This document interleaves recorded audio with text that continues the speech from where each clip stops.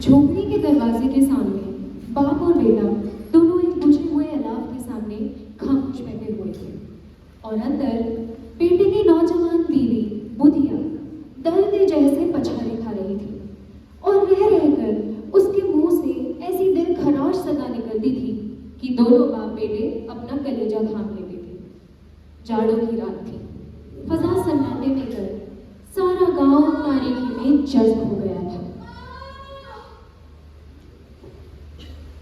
मालूम होता है बचे कि नहीं, सारा दिन हो गया था।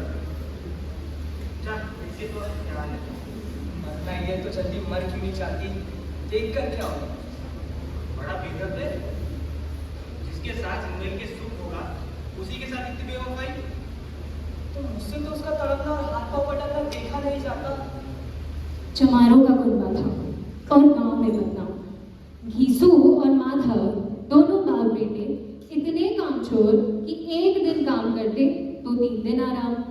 भूख लगती तो खेत से लकड़ी या मटर आलू चुराकर गुजारा करते। गांव में काम की कमी न थी, मगर ये दोनों कुलुप तभी बुलाते जब कोई मजबूरी हो। घीसू ने इस आलसीपन में 60 साल की उम्र काट दी और माधव वो भी उसी की राह पर चल पड़ा। घर में न बर्तन न कपड़े, बस कर्ज और मुफलिसी। माधव की बीवी आई तो थोड़ी उम्मीद जगी। वो मेहनत करके आटा जुटाती, मगर इन दोनों के आलस को और बढ़ा दिया। आज वही औरत सुबह से प्रसव पीड़ा में तड़प रही थी और ये दोनों शायद इंतजार कर रहे थे कि वो मर जाए तो इन्हें चैन मिल जाए। जा देखिए तो आप क्या है, उसके चूड़े का फसाद होगा और क्या। यहाँ तो ओझा भी 1 रुपया मांगता है, किसके घर से है? मुझे वहाँ डर लगता है। इस बात का डर है, मैं हूँ तो यहाँ। तो तुम भी जाकर देखो ना। मेरी औरत जब मरी थी तो 3 दिन तक उसके बाजू से निकला नहीं था मैं, और मुझसे लजाई नहीं था वो। आज तक उसका मुंह नहीं देखा, अब जाके उसका उधड़ा हुआ बदन देखो। और मुझे देख लेगी तो वो बेचारी ठीक से अपना हाथ पाँव भी पटक नहीं पकड़ पाएगी। मैं सोचता हूँ कोई बाल बच्चा हो गया तो क्या होगा। सोन फूलती कुछ भी तो नहीं है घर में। सब कुछ हो जाएगा, भगवान पहले बच्चा तो दे। जो लोग अभी के पैसे नहीं दे रहे वही लोग बुला बुला के देंगे। घीसू ने इस आलसीपन में 60 साल की उम्र काटने के बाद चालाकों की राह चुनी, मगर बाकी गांव में जितनी चालाकी चाहिए थी उतनी इसमें नहीं थी। इसीलिए जहां और लोग मुखिया बन बैठे, वहां घीसू को सारा गांव निकम्मा समझता रहा। आज इतने सालों बाद इतना सब कुछ करने के बाद भी घीसू के मन को एक तसल्ली तो थी कि कम से कम उसे बाकी किसानों की तरह जानतोड़ मेहनत तो नहीं करनी पड़ती। बापू, वो ठाकुर की बारात याद है? वो बोझ नहीं भूलता। आज तक पैसा खाना कभी नहीं खाया।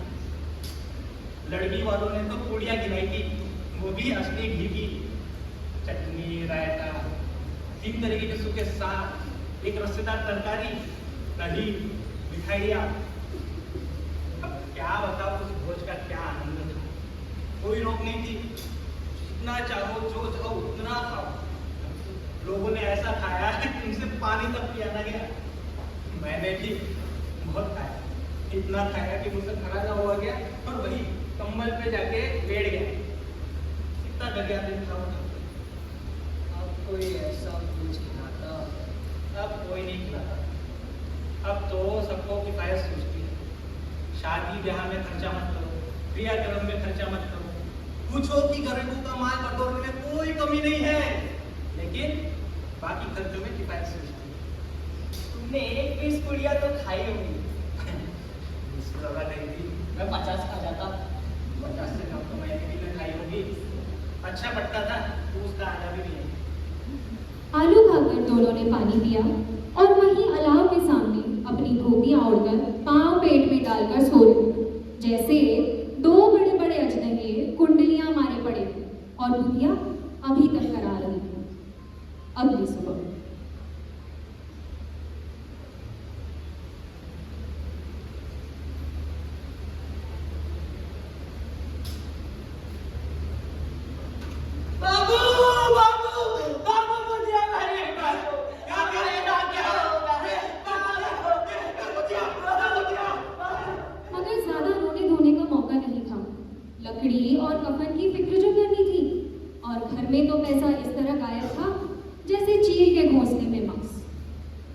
बेटे रोते रोते गांव के जमींदारों के पास पहुंचे। वे उनकी सूरत से नफरत करते थे, कई बार उन्हें पीट चुके थे, चोरी की इल्लत में, वादे पर काम न करने की इल्लत में।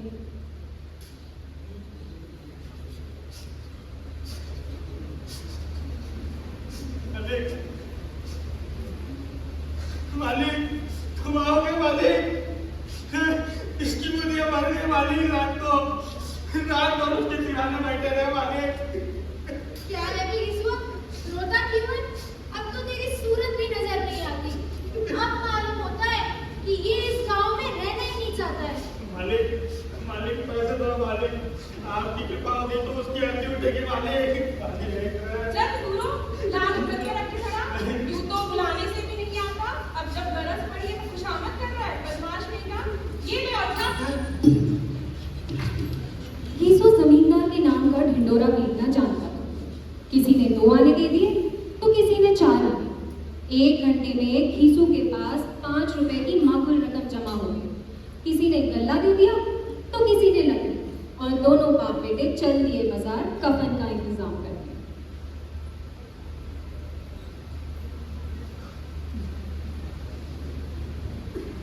लकड़ी तो उसे चलाने भर की मिल गई है ना, क्यों माधव? हाँ, लकड़ी तो बहुत है, बस कफन चाहिए।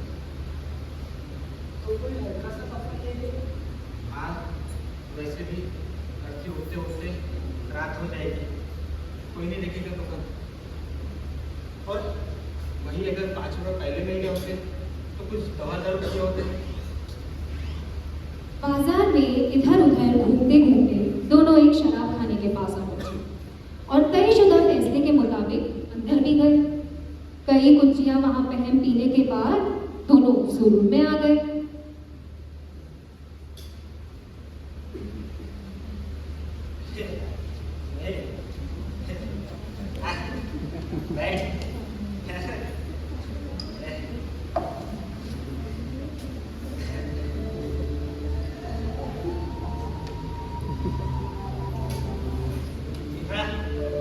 उसी के पर कमाई के करते हैं।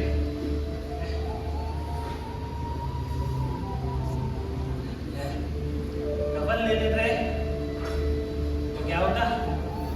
अकेले चले तो जाता, बहू के साथ तो कुछ नहीं आता। लेकिन लोग पूछेंगे कि कफन खा गया, तो क्या कहेंगे? कह देंगे कि कमर से किसे कटी रही है और ढूंढा मिला नहीं। बड़ी अच्छी थी बेचारी, मरी भी तो खूब खिला पिला कर।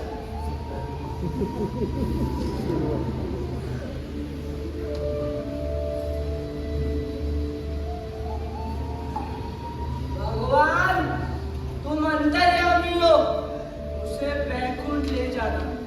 हम दोनों हृदय से दुआ मांगते। आज जो बोझ मिला वो कभी उम्र भर भी नहीं मिला। क्यों दादा, हम भी तो एक न एक दिन वहां जाएंगे। वो हम लोगों से पूछेगी कि तुमने हमें कफन क्यों ना दिया, तो क्या कहेंगे? कहेंगे तुम्हारा सर। मगर पूछेगी तो सब। मानता क्यों नहीं उसे कफन मिलेगा? बेवकूफ समझता है मुझे? क्या मैं कथा बैठा हूँ? 60 साल से यहाँ पे घंटा पहुंच रहा हूँ। उसे कफन मिलेगा और अच्छा कफन मिलेगा जो हम देंगे। कौन देगा? रुपए तो तुमने छट कर दिए। मानता क्यों नहीं मैं बोलता हूँ तो? कौन देगा बताते क्यों नहीं? वही लोग देंगे जिन्होंने अब के दिए थे। दोनों बाप बेटे अभी भी मजे ले लेकर चुस्कियां ले रहे और सारी शराब खाने की नजर इन पे टिकी हुई थी। कितने खुशनसीब हैं दोनों, पूरी बोतल बीच में है।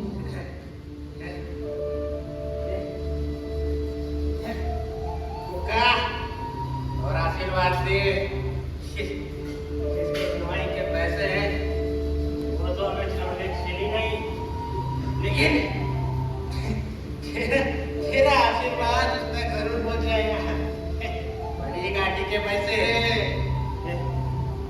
वो बैकुंठ जाएंगी दादा, बैकुंठ की रानी बनेंगी।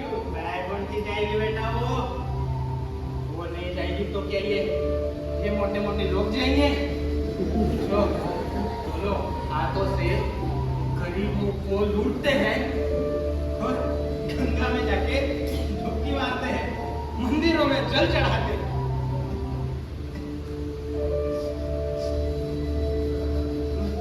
बेचारे ने जिंदगी में बड़ा दुख झेला, मेरे भी तो कितना दुख झेलेगा।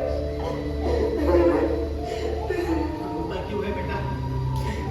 खुश हो, कोई माया जाल से मुक्त, जंजाल से छोड़ गई। बड़ी खुश नसीब थी वो। लगनिया क्यों छलकार में कभी लगनिया क्यों छलकार। सारा संसार महज एक तमाशा और खेल ही तो था। और उसी संसार में ये दोनों बाप बेटे शराब की हालत में गाने गाए जा रहे थे। फिर दोनों नाचने भी लगे, उछले भी, कूदे भी, गिरे भी, मटके भी और भाव भी बताए। फिर वही नशे